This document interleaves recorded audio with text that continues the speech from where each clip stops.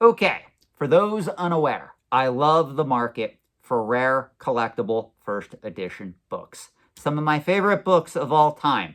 First and foremost is The Great Gatsby by F. Scott Fitzgerald. For the record, I own a first edition copy of The Great Gatsby. It actually is sitting in a safety deposit box.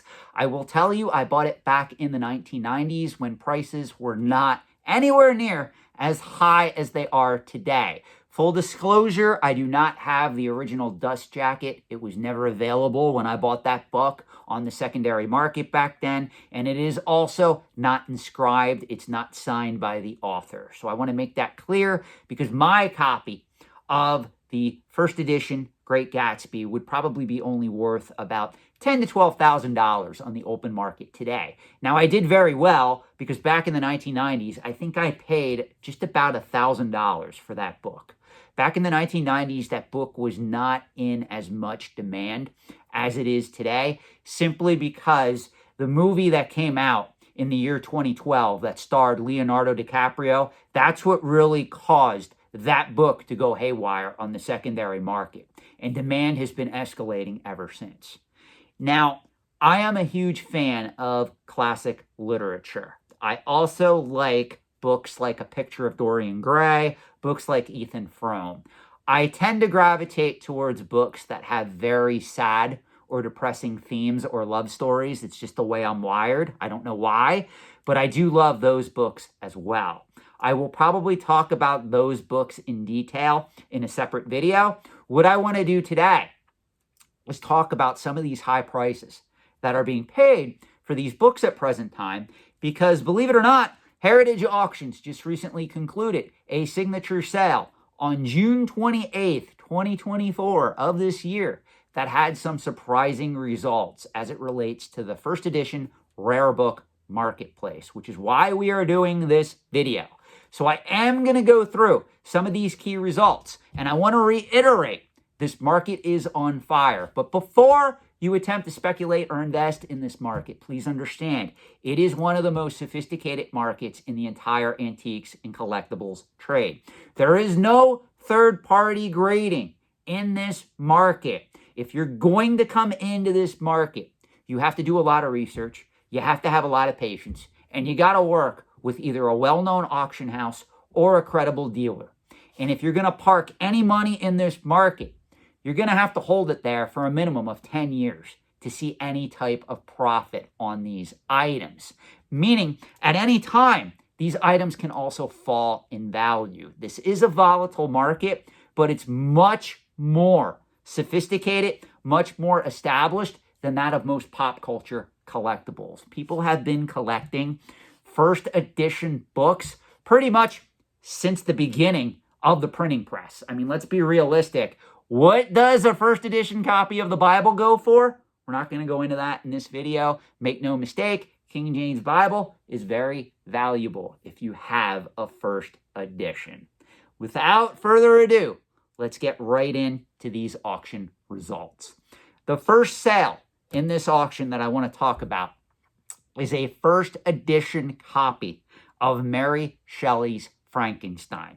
Now, for those unaware, there were only 500 copies printed of the first edition of Mary Shelley's Frankenstein when it premiered back in the year of 1818. This is a very old, coveted Gothic novel. The first editions that came out of that printing were bound by 3 volumes. This book was originally released in 3 volumes. This copy that sold through Heritage Auctions was uncut in those pink original boards that it originally came bound in. The copy sold for $843,750. So this book almost sold for $850,000. Make no mistake, it is that rare. This obviously is a very expensive first edition book. Most people would not be able to afford this. We're talking about the top 1% of the overall market. So this is an anomaly. Make no mistake, most people watching this video are not ever going to own a first edition copy of Mary Shelley's Frankenstein, especially given the fact that this thing was printed and produced back in 1818. This particular item is in such high demand, it is insane. Even later editions of Mary Shelley's Frankenstein do sell for a premium on the secondary market. Now, that was, of course, the highlight of the auction. Next, we're going to talk about F. Scott Fitzgerald's The Great Gatsby. Now, this particular copy that sold through Heritage Auctions did have the original dust jacket.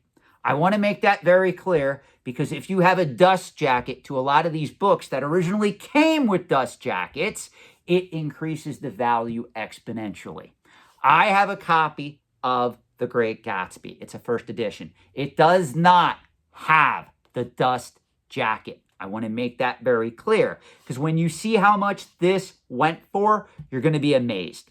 Now, this copy was inscribed and signed by F. Scott Fitzgerald himself, and it sold for $425,000. In my opinion, that is an insane price to pay for this book, but I do love it. I have an emotional attachment to it, so I do understand why somebody would have paid $425,000 for this copy of The Great Gatsby that was inscribed by F. Scott Fitzgerald and comes with the original incredible dust jacket. And if you see the art on this dust jacket, you will see why somebody paid a premium for this extremely rare find. Next up, we get to The Hobbit. Now, everybody loves The Hobbit thanks to the popularity of the Lord of the Rings trilogy. You're going to see a trend here, guys. A lot of these coveted first edition books that later became massive box office blockbusters, a lot of the prices reflect that. So there is one similarity here when we compare rare books to comic books. Comic books, too, are obviously affected by the popularity of the Marvel and the DC universe. Rare books have the same effect going on. If there is a blockbuster movie attached to it, demand increases for original first edition copy or printing of that said book. So that is the only similarity between rare books and comic books that you will ever find. I want to make that very clear, because these markets are inherently different overall. But that is one similarity they both share. Now, talking about this copy of The Hobbit by J.R.R. Tolkien. This particular copy did have the original dust jacket intact. It was published in 1937, and it is an inscribed and signed first edition copy. It sold for $300,000 through this auction. This is a phenomenal price to pay for this particular book. I am glad that The Great Gatsby sold for more, because I'm sorry, Tolkien fans, I do consider The Great Gatsby to be more of an iconic work than that of The Hobbit. I'm sure there's going to be people out there that disagree, basically based on my own emotional attachment. But just to understand, $300,000 is still a significant amount of money to pay for a first edition copy of this book, even with the coveted dust jacket. Now, continuing, we are going to talk about Charlotte's Web. Every kid who has went through grade school has probably been exposed to E.B. White's Charlotte's Web. The first edition book was published back in 1952. Again, this particular copy is signed and inscribed by the author E.B. White. It does come with the dust jacket, and it sold for $18,750. Now, make no mistake, even though that's not in the six-figure range, this is still a monumental price to pay for this particular book. Because again, Charlotte's Web, while iconic, it's not as iconic as Frankenstein or The Great Gatsby or even The Hobbit. It's up there, but it's not top-tier material. Most people are not looking for a copy of Charlotte's Web on the secondary market. It has demand because most people were exposed to it in grade school.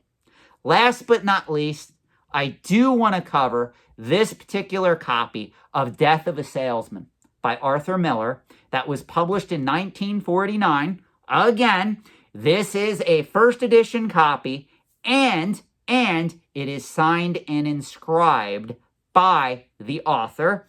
And of course, it features the original dust jacket. This particular piece sold for $3,750. Now, believe it or not, I was a little bit taken back by this sale. I honestly think a first edition copy of Death of a Salesman that was published in 1949 with its original dust jacket should have sold for more than $3,750.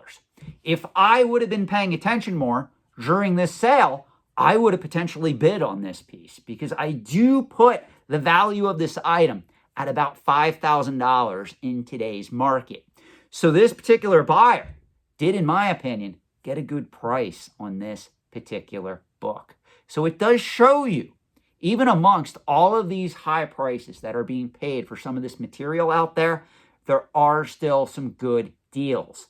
Now, the downside is the person who bought this book, even for $3,750, he's probably going to have to wait several years to be able to sell it into the market and get a substantial profit on this item.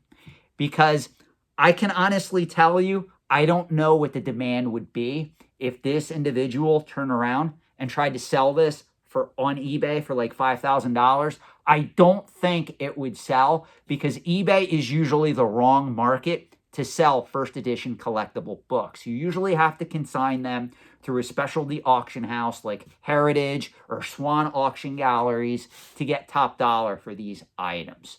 Regardless, I just wanted to do this short video to show you guys that I still watch this market. I'm fascinated by it. It's one of my most favorite markets in the overall antiques and collectibles trade. And I am going to be doing more videos on first edition collectible books going forward. Let me know your thoughts in the comment section below. Thank you for watching, and have a great night.